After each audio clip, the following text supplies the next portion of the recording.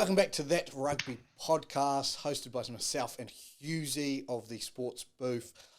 Look, we were away last week due to myself being in Dublin, Ireland, watching the Six Nations actions go on and watching a Six Nations victory for the Irish. But we are back, and we're back after 2 rounds of intriguing Super Rugby results. A bit happening there. So I thought, why not kick this off, Husey, with some contenders and pretenders through the first 5 rounds of Super Rugby.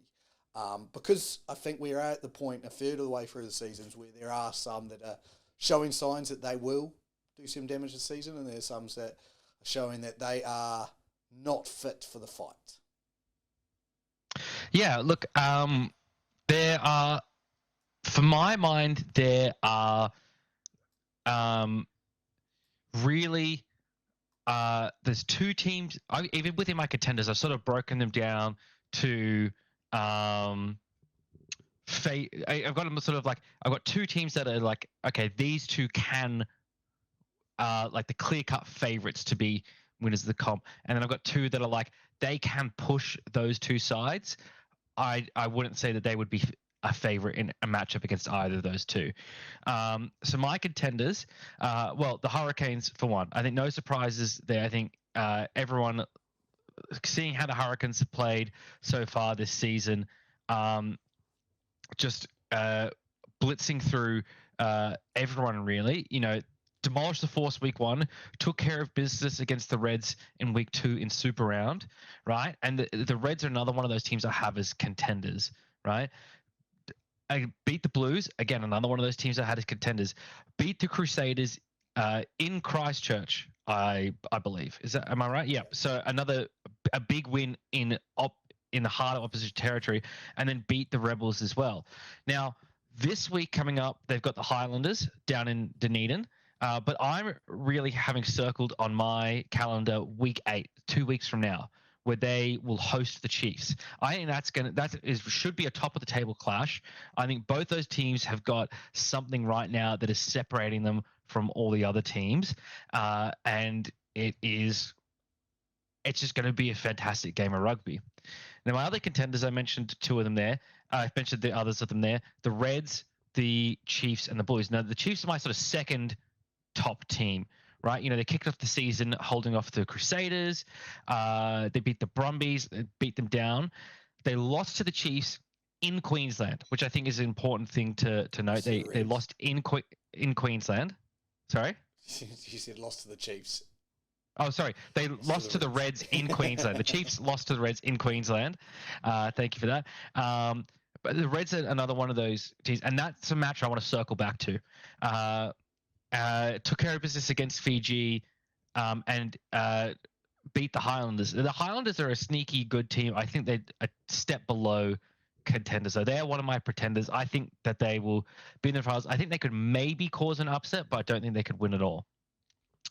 The Blues, I'm not going to spend too much time on them. I think they're a strong team. They've got the roster that could cause some damage. I don't have the same feeling of destiny about them like I do the Hurricanes and the Chiefs, though.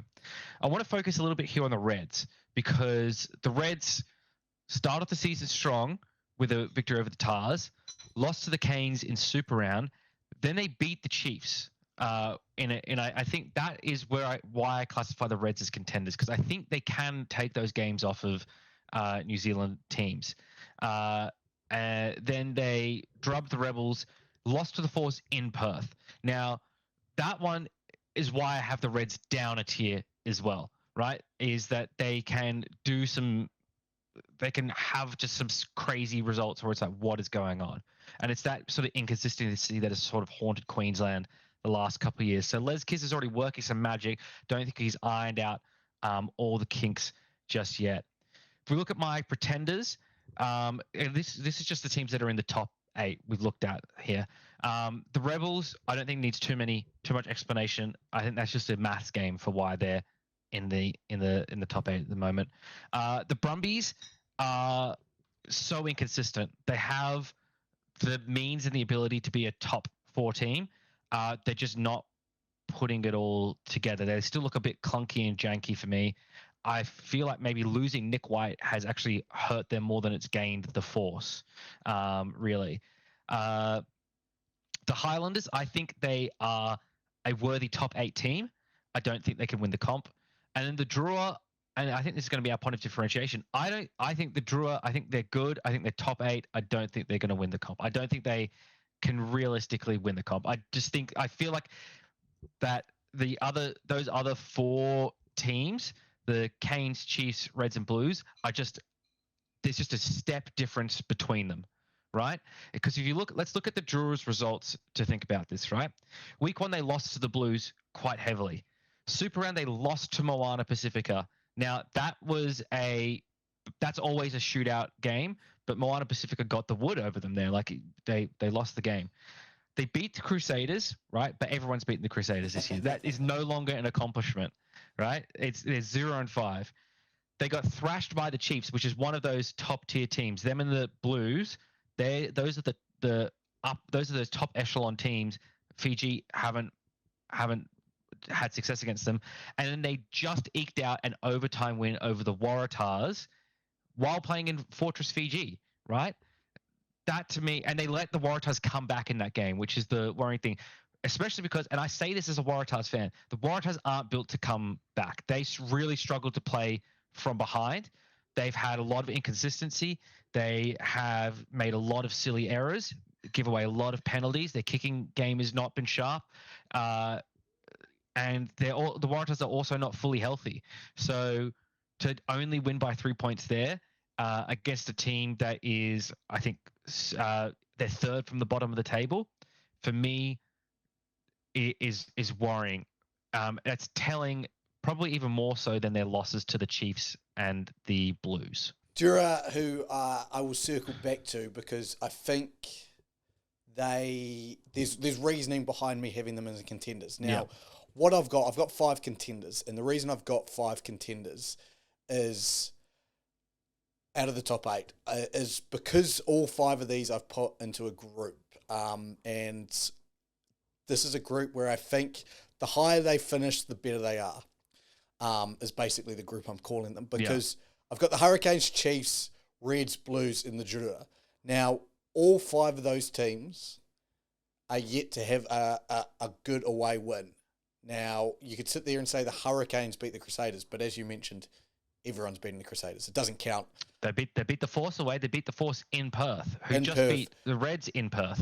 Again, but the Force who have a 1 win.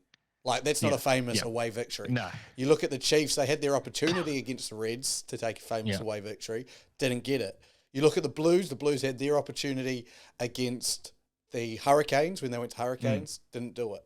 So, and then the Drua as well, when you look at that, you go, okay, they've had 2 chances and blown both of them with the Blues and the Chiefs.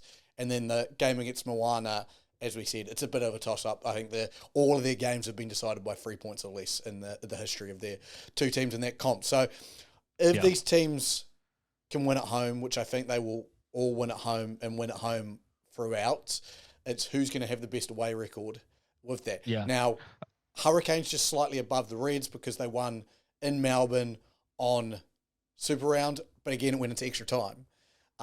So that's where I'm at with these contenders. I'm like, as much as they are contenders, there's no famous away victory yet. Yeah, I guess when you finish that high, it doesn't matter, So I agree with you that definitely, as the higher you place, the better chance you've got there.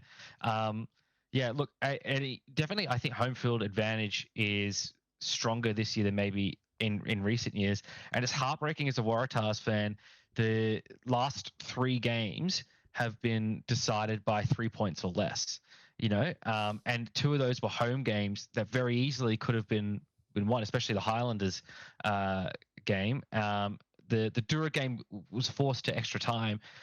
It's just, it sucks as a Waratahs fan. The Waratahs could be 4-1. Instead, they're sitting at 1-4. It's a tough time as a Waratahs fan. So the Waratahs, even though they're not in those ranks yet, they could come up. It sounds harsh to say they could come up into that pretenders list very easily, and even be challenging for a higher spot. They've clearly got the ability. It's just those end of game scenarios. But that's what makes those teams good. That's what makes you a contender, is that you can close out in those end of game situations. So as close as we could see some of the results have been this year, that's where you're really starting to see. That's why I think the Hurricanes win over the Reds is big. Forced to extra time against a red hot team, pardon the pun, and a team that went on to beat the Chiefs the next week as well. Like, that's a really great win. I think the Forces win over the Reds this week will come back to haunt the Reds. That might deny them a top 2 spot, which might cost them a spot in the grand final. I totally agree. Yeah, I think it'll come back to haunt them, but I also think don't underrate the Force at home. Like, although they've lost to Moana and the Hurricanes at home, they're obviously working things out. Like, again, a lot of turnover. So it's not a place as a contender I would like to be going, is out to Western Australia. I think even Moana Pacifica this year could force their way into the top 8, which is incredible to say. Like, when after the years of struggle they have, I for one am very happy to see Moana Pacifica are now a contending team. Like, they're contending against the other Super Rugby teams. Now, they're not maybe contending against the top teams, but there's Australian teams that aren't contending against the top teams. Even last year, the Highlanders weren't necessarily contending against the top teams. So the fact that they now, I think we can say, right, Moana Pacifica, they're a fully fledged Super Rugby team, right? They can't go anywhere now. I think they're stamping their authority on the competition, which is fantastic. Which is totally what we want. agree. Totally agree. And again, you don't need to have a winning record to get into the top 8 of this competition. So look, as we say that, let's move on to my pretenders just quickly. So I have all the same as you: Highlanders, Rebels, Brumbies.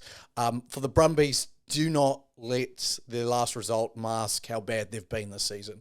Yes, they put 60 on the Moana Pacifica, and then they, in their first game, looked really good against Rebels, but I still had question marks then, and throughout it's just been question mark after question mark. Like, they haven't answered a lot of my questions yet. Look, they nearly lost to the Force in Canberra in week 3 as well. So that's the Force who, Perth is their fortress. They don't travel well. The fact that they nearly lost to the Force in Canberra, it's crazy to think, because some of those tries against Moana Pacifica were things of just absolute brilliance. But it's just sometimes just this execution. I think in these big games, something is not right there. Something is not working there. Now, surprisingly, I think Noah Lolesio has played very well for the Brumbies himself, which he didn't necessarily do last year. It's just like, okay, where it's hard to identify exactly where the falling flat is coming from. You know what I mean? Like, it's maddeningly inconsistent when they can be so brilliant. But I think this year they're a bit of some flat track bullies. I will say they did have one really good result. Again, it's this inconsistency where they went to Dunedin and won in Dunedin against the Highlanders. But it's like, they're capable of that. They're capable of squeezing out those games, those tight victories. We saw it, their clashes with the Hurricanes the last few years, both the regular season and the finals, have been great rugby. Great rugby. But this year, the Brumbies of previous years have been all about precision, execution, really playing the game to a high level, and sort of almost, I wouldn't say masking a lack of talent, but like not relying on pure talent to win them games. Like, they're relying on their game planning, their precision, set pieces to win them games. And it's just not quite the same level this year. It feels like, a little bit like the Reds are what the Brumbies have been for the past few years, like the way the Reds are playing. But so that's the Brumbies for me. For Rebels, their wins against the Force and Moana Pacifica, I've not taken a lot from the Rebels. Every time they've had to face a decent team, they've crumbled big time. Had an opportunity to put their hands up against the Canes and went down 31-0 at a stage. So they were just diabolical in that game. So they're, and the Highlanders, and the reason I've got the Highlanders specifically in this Pretenders one is they have tackled their hearts out. They have played like soldiers this season. They haven't got the talent of those other, the North Island Super Rugby franchises, should I say, this year. but they've played incredibly well up to now, and they're still. Are they 2-3 or 3-2? I think they're 2-3. They're 2-3. Yeah, and they've and what we consider, I think, playing really well at the moment. And you've still got under 500 records, so that's why I just have them as a pretender. I don't see them, as you said, winning the championship. Yeah, it's going to be a great game this week against the Canes. Them and the Canes in Dunedin, if I'm correct. So look. We're 1/3 of the way through the season, and again, this is only the top 8 at the moment. We've looked at the bottom 4 teams, as you said. I think the Tars have a good chance. The Crusaders' back end of their schedule is actually very favourable, and if they can steady the ship, they could get in there. Force if they get onto a run, and as you've mentioned, Moana Pacifica, all opportunities put themselves, but I think those contenders are really up there. Waratahs have got a chance here to right the ship. Next 3 weeks, they're hosting the Rebels. They're in Canberra. Now that's going to be the big one. That to me will say if the Waratahs are legit this year or not. Right? If they can beat the Brumbies in Canberra, the Brumbies are vulnerable at the moment, and the Waratahs have got the pieces to do it. That's going to be a big one. And then they host the Crusaders, right? So, look, with how the Crusaders are playing, very possible that they win that one as well, given that they beat them in Super Round. So, effectively, having 2 Australian games against the Crusaders this year is really big for the Waratahs. And as well, I think the Waratahs are very motivated against the Crusaders for the fact that Rob Penny is the coach there. And he, before the Super Round clash, had some words about the Waratahs organization that I think some players took umbrage to, and he was basically saying, I feel sorry for Darren Coleman. And I think the players were like, well, fuck you. We'll show you what we think of you for saying that you feel sorry for our coach. We're going to play our bloody hearts out and beat you. So hopefully they recreate that effort. And at that point, they'll have a bye round and they'll go into that 4-4 if they can pull off those wins.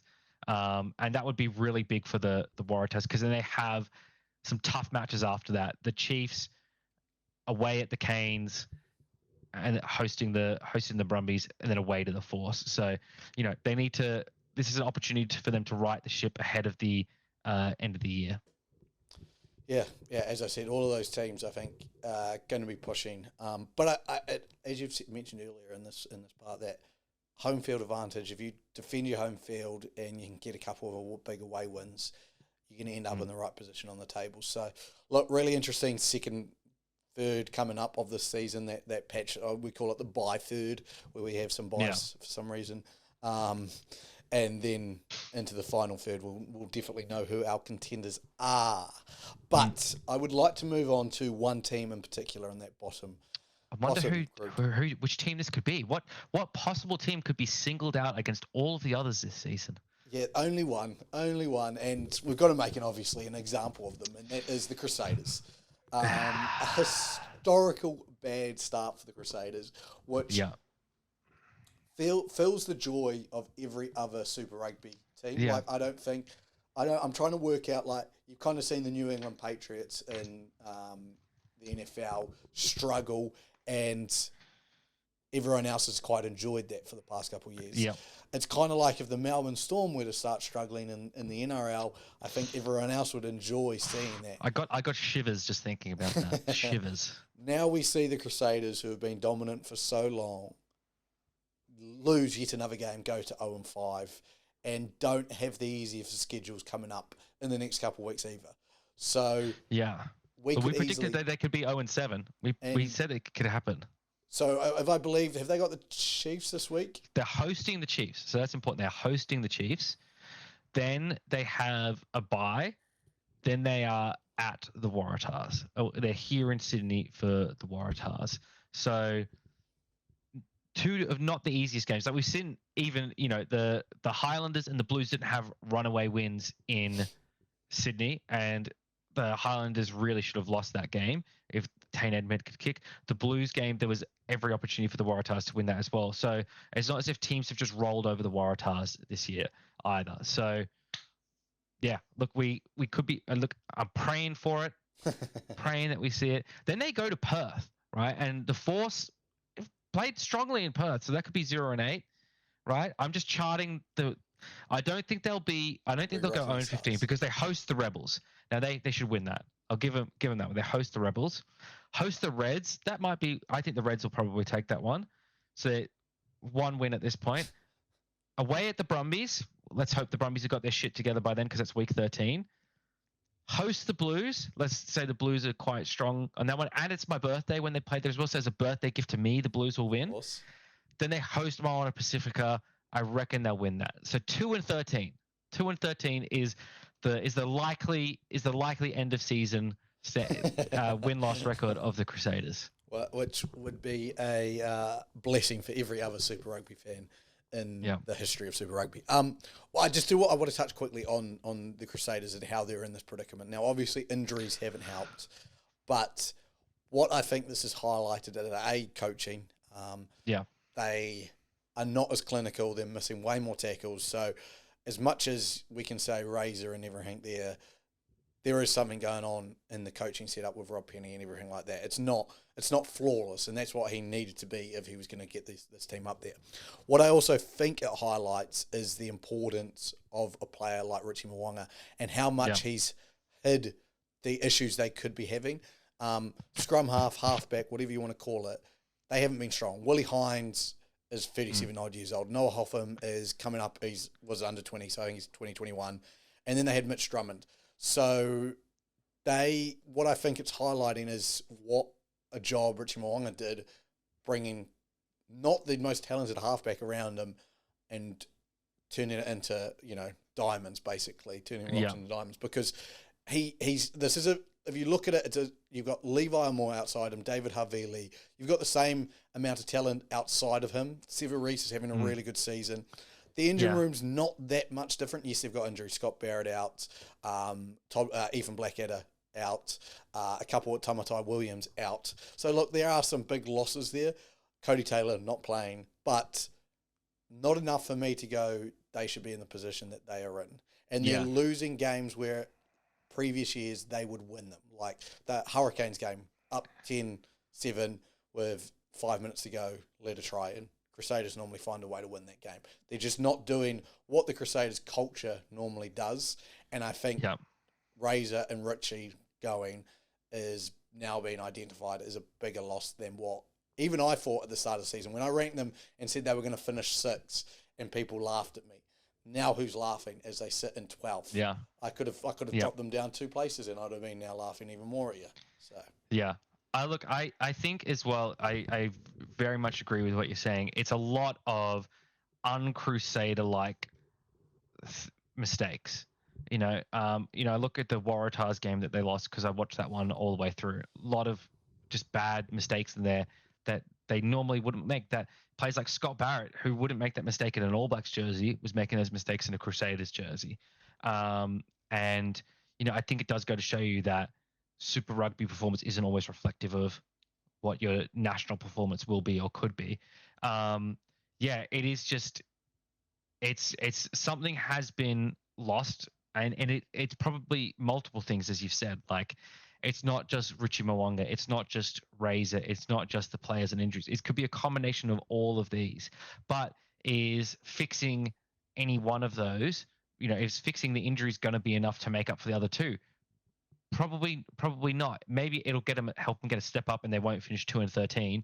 But it's not going to be enough to get them back to where they were.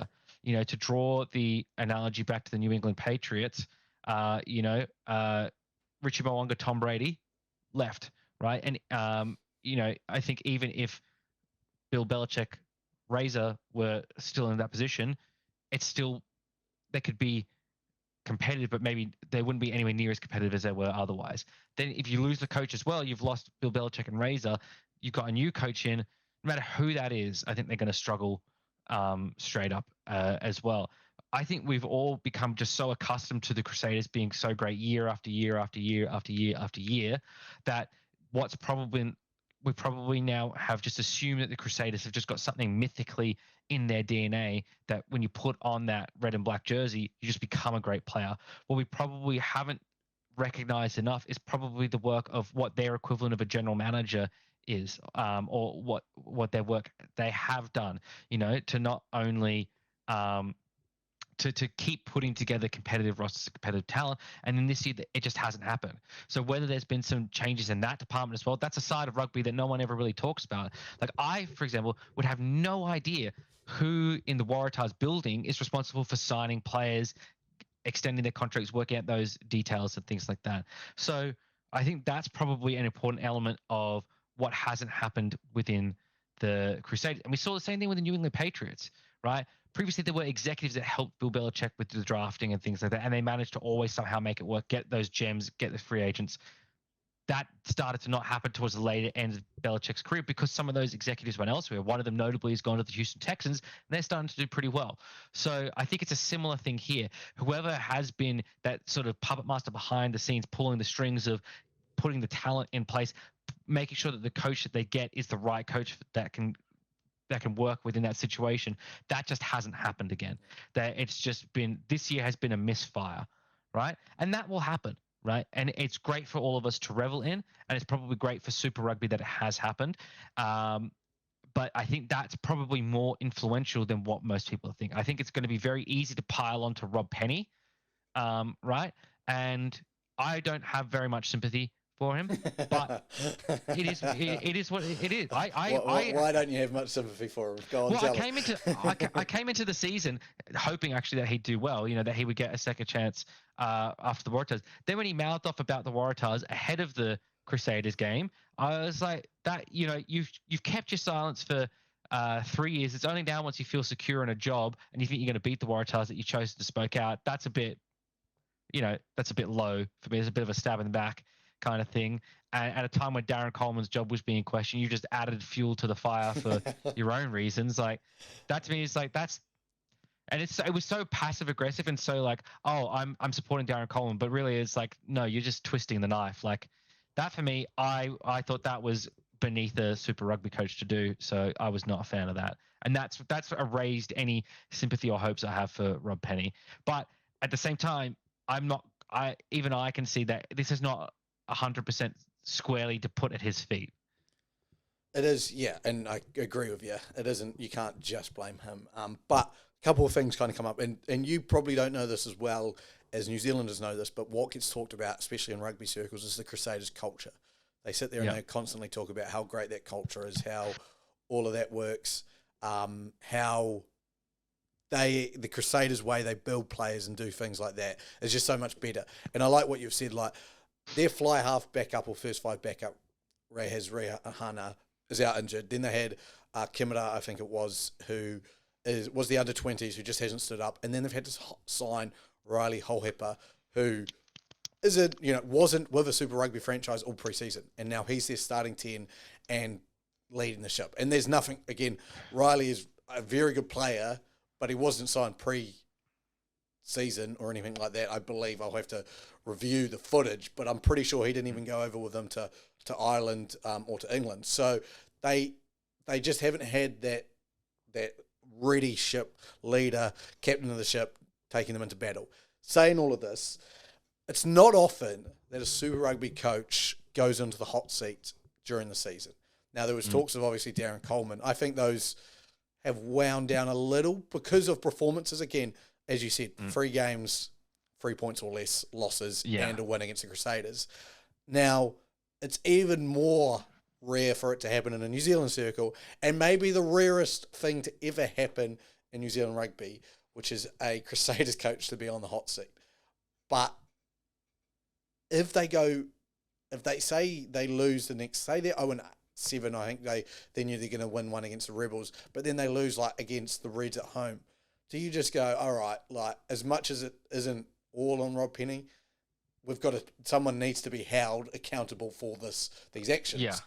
And does he get the chop? Because Crusaders fans, as we have already found out, are very fickle. They are fickle. They like to win, and that's all they like to do, and they expect to win.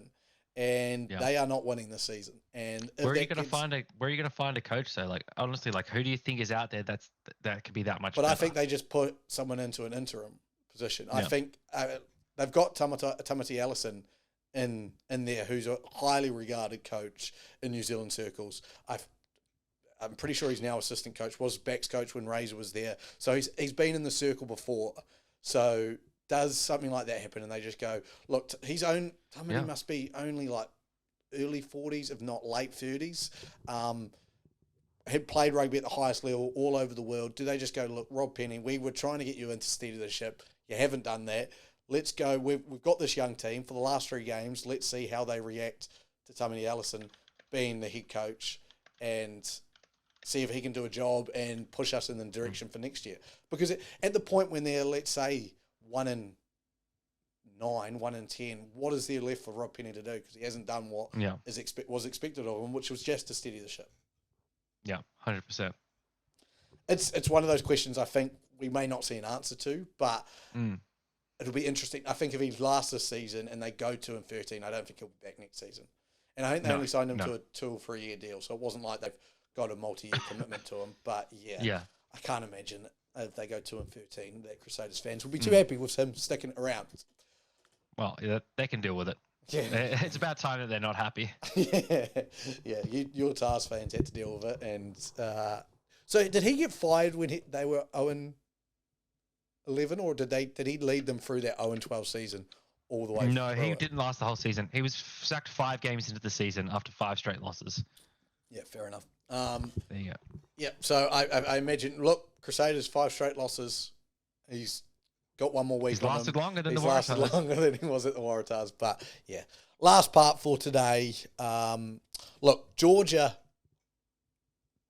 have called out Wales, thrown down the gauntlet. Yeah, and I'm all for this. I love this, and I love that Wales have apparently sent an email and replied. And I would love to see a game out of this. Look, I've got no problem with, at the moment, no relegation and promotion in Six Nations. And the reason I say that is I don't want to see Wales not playing against England and not playing against... I want to see those games. And it may be arrogant of me because I've probably been calling for it in previous podcasts when it's been Italy. And Italy haven't been doing so well. But again, as the Italians have said, they don't have the history. I don't want to see that, but I also don't want Georgia to be running riot and not getting competitive games. So I love that Georgia have gone out of their way and done that. And I love that Wales hopefully will answer this call. And I think this was a fantastic thing. And I go, this is a little bit of that showmanship that rugby doesn't have. Like, we're stuck to our classic ways. You know, you think about the UFC, or even if you want to go like deep into it, WWE, where, you know, someone can call someone out and it's a battle for the title. And we just don't see that because our schedules are so heavily impacted. Like, we've got to do this, got to do that, got to do this. Why don't, we do this where once a year every team can call out one nation? And again, there's got to be some, hey, look, Georgia are the first team, they can select one nation, they call them out, and then no other team can obviously call them out because you can't have 10 All Black games or 10 teams calling out Wales. But I just think it'd be awesome to go, hey, we have like this call-out weekend where it's like a team, a Tier 2 team has called out a Tier 1 nation and go, we want to face you and we want to beat you and we want to show that we're better than you. And just having those moments where we can go, oh, shit. And, I would love like to see like a heavyweight championship fight build-up for this Georgia-Wales game. Although it's, as we're talking, it's like 10th versus 11th in the world. How cool would that be just to have that build-up, that notion of, this is a team that's called someone out and they want to steal what you've got. Yeah, I think it's great. I think even if you were to formalize it into a promotion relegation game, I don't even think that would necessarily be the worst idea. I've for someone with some Welsh heritage, I feel for the Welsh team. But I think it's a great little, as you said, bit of showmanship, bit of marketing for the game. Those tier 2 European rugby competition was a great competition, for some nations there in like Spain who got a bit of a highlight on the world rugby stage who normally we don't hear anything about. So I don't think it's a bad idea. I think world rugby's got to learn to capitalize on the international rugby game, because I think the international rugby game is the strongest part of our game by far, better than the URC, better than Super Rugby, better than all that. I think the more international stuff we can get, the better. It's just working that into the calendar and managing player loads, making sure they're not killing themselves. So I'm all for it. I love international rugby. Yeah, and I'm in the same. And I just sat there and I just thought, thinking about that European. Imagine like the Netherlands calling out South Africa, as much as like like that's to Dutch heritage and all of that. How cool that would be to see a game like that in the Netherlands. In a packed out stadium, somewhere the Johan Cruyff Arena. You go there and you get obviously South Africa probably not sending their superstars, but you'd get a decent now South African team. Yeah. With some players wanting to earn the jersey, go out and play a Netherlands team. I just think stuff like that would be historic, and I believe it'd be Portugal great for building up those countries' rugby scenes. Exactly, and Portugal I believe are playing South Africa in one of the end of the year games, which is exactly what. But I would love to see more like rather than it just being formalised behind the scenes, to actually formalise it behind the scenes, but when we announce it in a way like this, like give it some WWE. I'm glad you brought that up. You don't need to do everything transparent and like that. Like get some sneakiness in there for your marketing. Like there's certain things that should be transparent, but like stuff like this, get those social media managers earning their paychecks and being creative and things like that.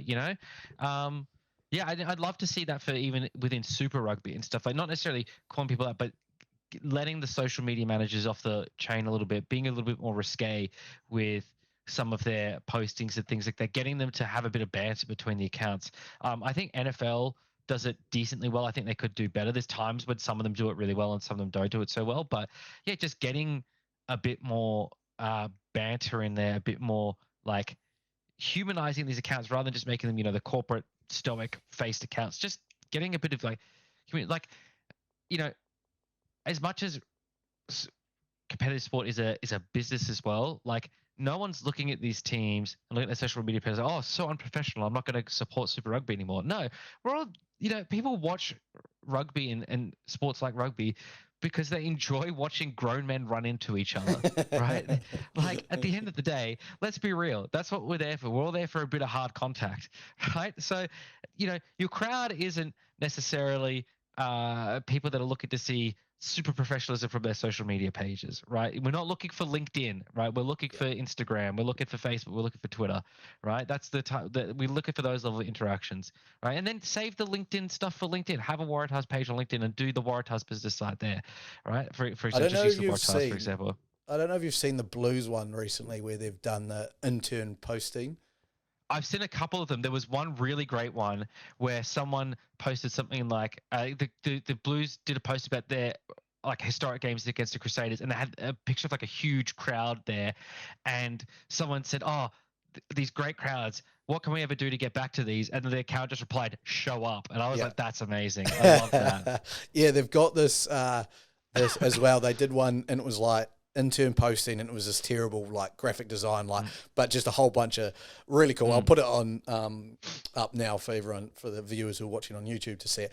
And they've commented as well. They've gone, any jobs at Hurricanes open, and I'm like, see, that's the stuff you want to see. Like again, as you've just said, like more call outs, more stuff like that.